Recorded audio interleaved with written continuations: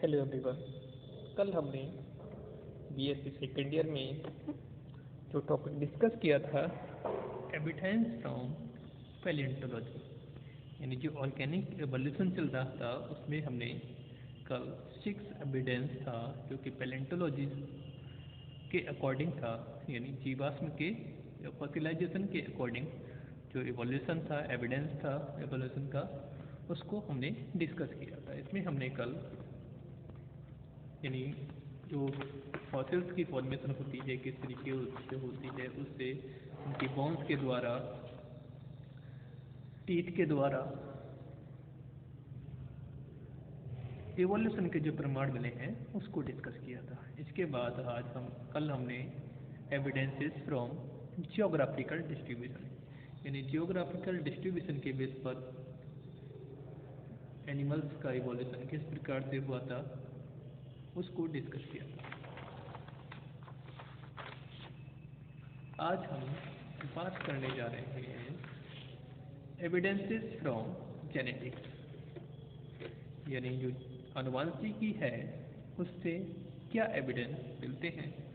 तो आज हम बात करें हैं 8th टाइप ऑफ की एविडेंस फ्रॉम जेनेटिक्स, यानी ऑर्गेनिक एवोल्यूशन की फाइनल लाइन जेनेटिक्स से मिलती है। यानी हम इसके एवोल्यूशन की बात करें एनिमल्स के, तो उनमें जो सिमिलरिटी मिलती है उसको किसके द्वारा हम देख सकते हैं या प्रूव कर सकते हैं, तो वो ब्रांच है जेनेटिक्स। जेनेटिक में जीन का अध्ययन किया जाता है। जेनेटिक इंजीनियरिंग के अंतर्गत या जेनेटिक्स के अंतर्गत हम स्टडी किसकी करते हैं, जीन्स की स्टडी करते हैं। ये निश्चित होते हैं, यानी जो जीन होंगे वो कांस्टेंट कंडीशन में होते हैं। ये पीढ़ी दर पीढ़ी अनचेंज्ड कंडीशन में हेरिडिटी के माध्यम से ट्रांसमिट होते हैं। यानी जो जीन्स हैं जो कि एक ऑर्गेनिज्म से दूसरे ऑर्गेनिज्म में या एक जनरेशन से दूसरी जनरेशन में, यानी फादर से उनके यंग वंस में, यानी उनके बच्चों में बिना किसी चेंज के, बिना किसी परिवर्तन के पहुंचते हैं। जब जीन्स में वेरिएशन तथा म्यूटेशन के द्वारा चेंज आने लगते हैं तो चेंज जीन से करेक्टर्स में भी डिफरेंस दिखते हैं, और ये डिफरेंसेस उनके ओरिजिनल करेक्टर से भिन्न होते हैं। जीन्स में परिवर्तन गैमेटोजेनेसिस के दौरान क्रॉसिंग ओवर के द्वारा भी होता है।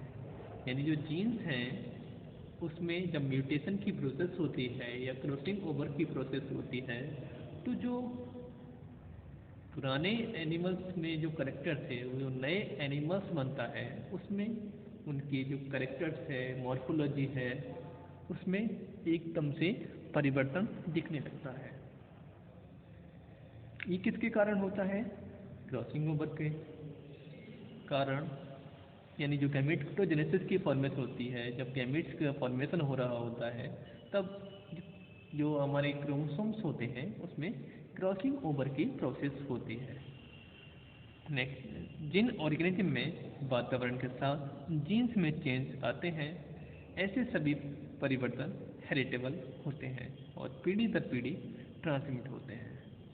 न्यू डार्विनिज्म में भी इसी फैक्ट पर जोर दिया जाता है।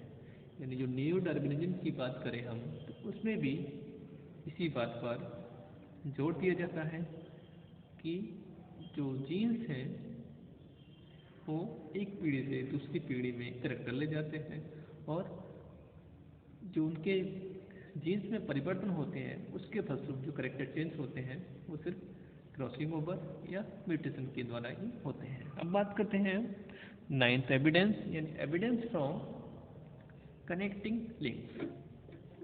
यानी कनेक्टिंग लिंक्स जिनको कि हम संयोजी कड़ी बोलते हैं, उससे क्या एविडेंस मिलते हैं, क्या प्रमाण मिलते हैं। कभी कभी शॉर्ट नोट में आपसे पूछ लिया जाता है एविडेंसेस फ्रॉम कनेक्टिंग लिंक्स को डिस्कस कीजिए, यानी संयोजी कड़ियों से प्रमाण क्या मिलते हैं उनको डिस्कस कीजिए। तो यहाँ बात करते हैं कनेक्टिंग लिंक के बारे में। यानी कनेक्टिंग लिंक ऐसे लिविंग या फॉसिलाइज्ड ऑर्गेनिज्म होते हैं जिसमें फार्सली उनमें वर्तमान ग्रुप में तथा उनके उन पूर्वजों से यहाँ जहाँ से वर्तमान वर्ग का डेवलपमेंट हुआ है, दूसरे शब्दों में इन्हें दो ग्रुप के बीच की इंटरग्रेजिंग फॉर्म माना जाता है। कनेक्टिव लिंक्स के अनेकों ऐसे एग्जाम्पल हैं जो ऑर्गेनिक एवोल्यूशन को कंफर्म करते हैं। कनेक्टिंग लिंक का मतलब है जिसमें दो ग्रुप के लक्षण दिखते हो, ऐसे एनिमल्स या ऐसे प्लांट्स या ऐसे ऑर्गेनिज्म जिनमें दो ग्रुप के लक्षण प्रदर्शित हों, कनेक्टिंग लिंक कहलाते हैं। सबसे पहले हम बात करते हैं नंबर 1, वायरसेज में कुछ कैरेक्टर लिविंग तथा कुछ कैरेक्टर नॉन लिविंग ऑर्गेनिज्म जैसे पाए जाते हैं।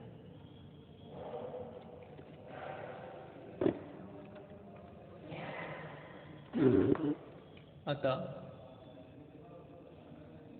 यह लिविंग व नॉन लिविंग के बीच की संयोजी कड़ी माने जाते हैं। यानी जो वायरस की हम बात करें वो एक्टिव फॉर्म में भी मिलते हैं और इनएक्टिव फॉर्म में भी मिलते हैं। यानी जो जीवित प्राणी हैं उनके अंदर भी मिलते हैं और जो मृत हो चुके हैं उनके अंदर भी मिलते हैं। और ये एक्टिव कंडीशन में, यानी इसमें मल्टीप्लिकेशन की क्रिया पाई जाती है, यानी जो एक्टिव कंडीशन होती है उसमें। अनएक्टिव कंडीशन में जब इसमें मल्टीप्लिकेशन या कोई भी मूवमेंट शो नहीं हो रही होती है, तो इसलिए इसको लिविंग तथा नॉन लिविंग दोनों के बीच की संयोजी कड़ी यानी कनेक्टिंग लिंक माना जाता है। नेक्स्ट, इग्लिना एक फ्लैजिलेट प्रोटोजन्स है। इनमें प्लांट तथा एनिमल्स दोनों के गुण पाए जाते हैं, अर्थात इग्लिना एनिमल्स व प्लांट के बीच की कनेक्टिंग लिंक्स है। यानी जो इग्लिना है, आप लोगों ने फर्स्ट ईयर में पढ़ा होगा, जो कि प्रोटोजोन्स है, उसमें एनिमल्स तथा प्लांट्स दोनों के ही कैरेक्टर देखने को मिलते हैं। इससे ये सिद्ध हो जाता है कि जो इग्लिना है, यानी जो एनिमल्स की उत्पत्ति किससे हुई है, प्लांट्स से ही हुई है। यानी उन दोनों को प्लांट तथा एनिमल के बीच की कनेक्टिंग लिंक्स माना गया है। नेक्स्ट, आर्कियोप्टेरिक्स एक ऐसे फॉसिल बर्ड है जिसमें रेप्टाइल्स तथा एप्स के मिक्स्ड कैरेक्टर पाए जाते हैं। ये इस बात का प्रमाण है कि बर्ड्स का विकास यानी पक्षियों का विकास रेप्टिलिया से हुआ है।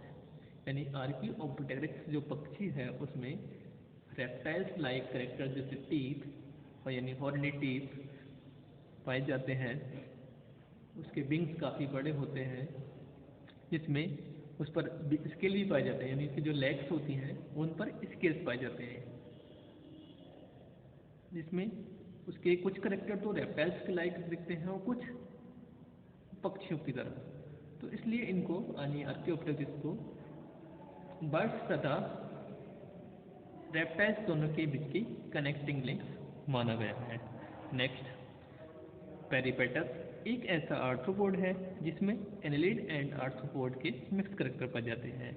ये इस बात का प्रमाण है कि आर्थ्रोपोडा की ओरिजिन एनिलिडा से हुई है। यानी जो पेरिपेटस है इसमें सेगमेंटेशन की यानी जो एनुलर रिंग होती हैं वो पाई जाती हैं, जो किसका कैरेक्टर है, एनिलिडा का।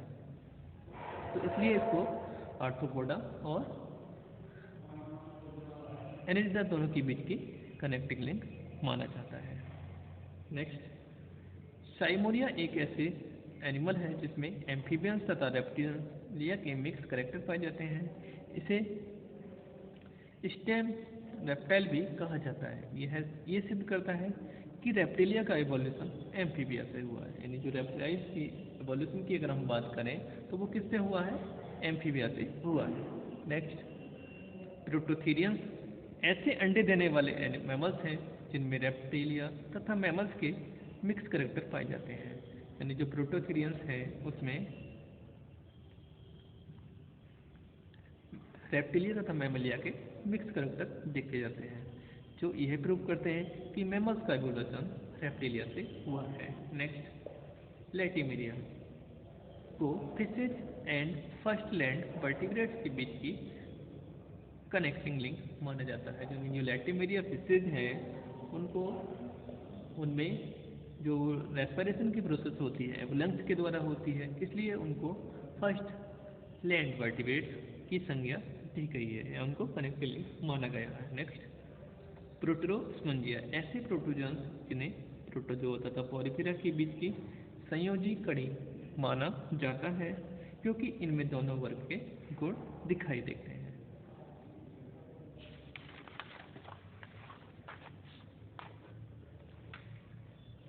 नेक्स्ट, जियोमोटोगला तथा नेमैटोडर्मा को प्रोटोजोन्स तथा मेटाजोन्स के बीच की कड़ी माना जाता है। इसी प्रकार से नियोप्लियाना को एनिलिडा तथा मोलस्का के बीच की कनेक्टिंग लिंक्स मानते हैं। यानी जो नियोप्लियाना है को एनिलिडा तथा मोलस्का के बीच की कनेक्टिंग लिंक माना जाता है। यानी नियोप्लियाना जो है उसमें मॉलस्कन कैरेक्टर भी पाए जाते हैं और एनिलिडियन कैरेक्टर्स भी देखने को मिलते हैं। इसी प्रकार से